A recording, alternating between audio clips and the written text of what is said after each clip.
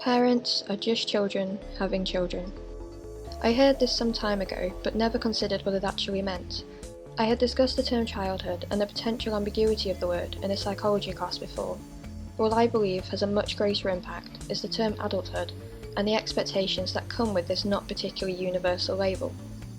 The term adult is of course used in different contexts, but the general definition centres around words like fully developed and completely matured. We can see in an instant that there is a problem with this, as psychologically, morally and spiritually we are always developing. Perhaps physically our frontal lobe is fully developed and we reach our peak height and puberty completes, allowing sexual maturity to take place. But in terms of a grown-up adult, I bet you can think of at least one person who may be physically older but still very much a child when it comes to most aspects of life.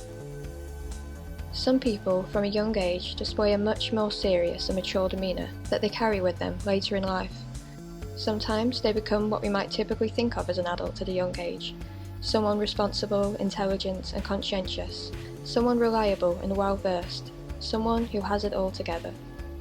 One of the biggest myths involving adulthood is that at some point you become completely self-sufficient, self-assured and confident. The truth is, no one really knows what they're doing, and the ones that claim they do are either lying or they're the next messiah. Of course, there are specialist academics and top of their field researchers who should probably have quite a firm grasp on their topic, but that's more about intelligence than life wisdom. Anybody on this earth has a very small chance of going to sleep tonight and not waking up tomorrow. In fact, thousands will. There is no amount of leadership or authority that can prevent this, and it can humble the glorification of adulthood. The older we get, the more we see that time does not give us wisdom in relation to our age. Sometimes we learn incredibly hard lessons at a young age, such as responsibility. One may have had absent parents and had to take over the caregiver role. These children have a sense of responsibility that some adults will never ever experience. The line between youth and experience is definitely a blurry one for some people. Childhood and adulthood don't happen consecutively. In the same day you could receive the keys to your first house, signing a binding contract, only to spend the evening with colouring books and soft toys around you. Also, as we've touched on, the definition of childhood versus adulthood activities is entirely ambiguous.